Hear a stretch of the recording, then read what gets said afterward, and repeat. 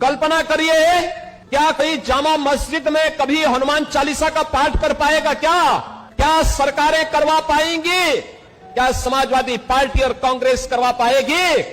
अगर नहीं करा पाएगी तो ये पाप क्यों करवाया गया था? अयोध्या में हनुमानगढ़ी की सीढ़ियों पर नमाज पढ़वाने का पाप क्यों करवाया गया था? अरे योगी बाबा, जामा मस्जिद के तो छोड़िए हनुमान चालीसा पढ़ाने का, ये तो मुंह से बोल ही नहीं सकते। इनकी औकात नहीं थी बोलने की। ये क्या बोलेंगे? इनको बोलने की औकात है क्या? इनको तो इतना डर सता रहा है कि अगर हम बोल देंगे तो 2027 में हम हार जाएंगे, हमको कोई मुस्लिम वोट नहीं देगा। तो क्यों बोलेंगे? बोलने के लिए जिगरा चाहिए, जिगरा, ताकत चाहिए बोलने की, जो इन लोग के पास नहीं है। तो बोलने की औकात नहीं है इनके पास, तो क्या बोलेंगे? खाली हिंदी विरोधी नारे लगाएंगे, राम मंदिर में बोलेंगे, राम मंदिर में नमाज पढ़वाएंगे, और क्या कर सकते हैं? इसके अलावा उनके पास कोई औकात ही नहीं है। इससे ज्यादा बोलेंगे तो नहीं खाएंगे।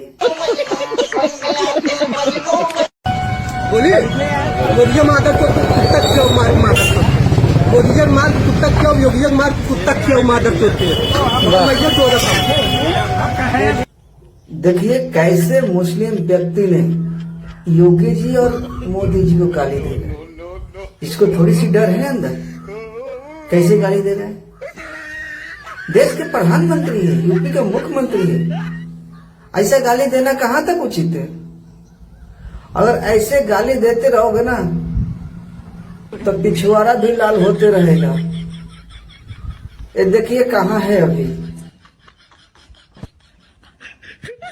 इसीलिए किसी भी मुख्यमंत्री और प्रधानमंत्री को गाली देना उचित नहीं है।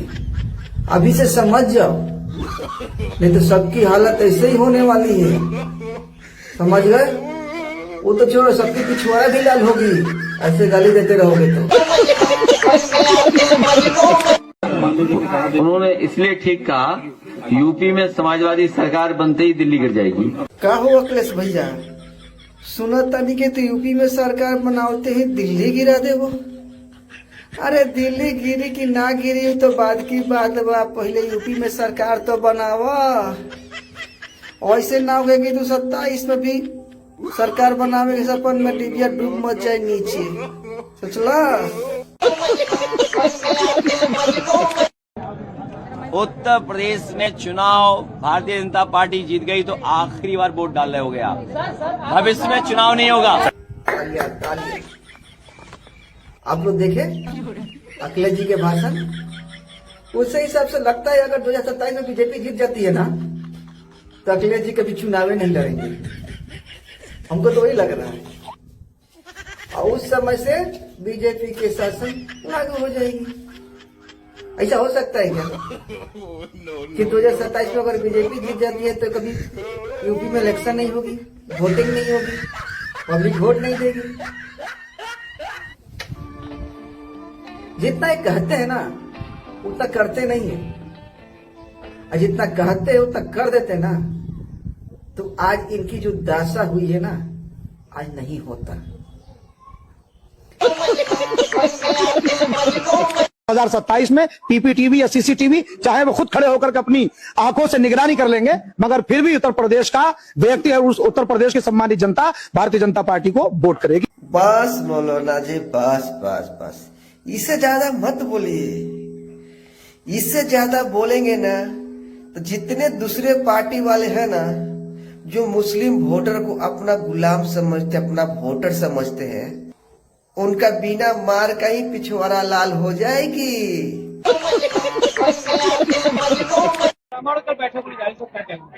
प्रभु श्री राम, मर्यादा पुरुषोत्तम राम, उनको मानने वाले, उनके रास्ते पे चलने वाले बहुत दुखी हैं।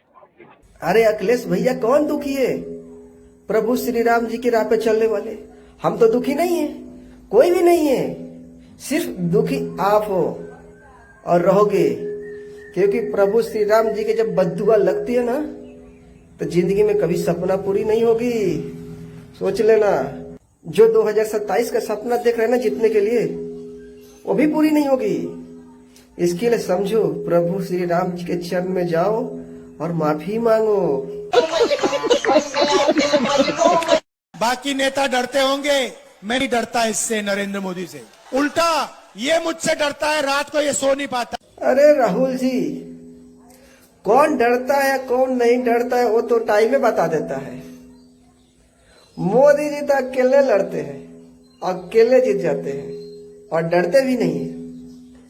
आप तो पूरी मंडली गठबंधन करके भी हार जाते हो, तो कैसे नहीं डरते हो?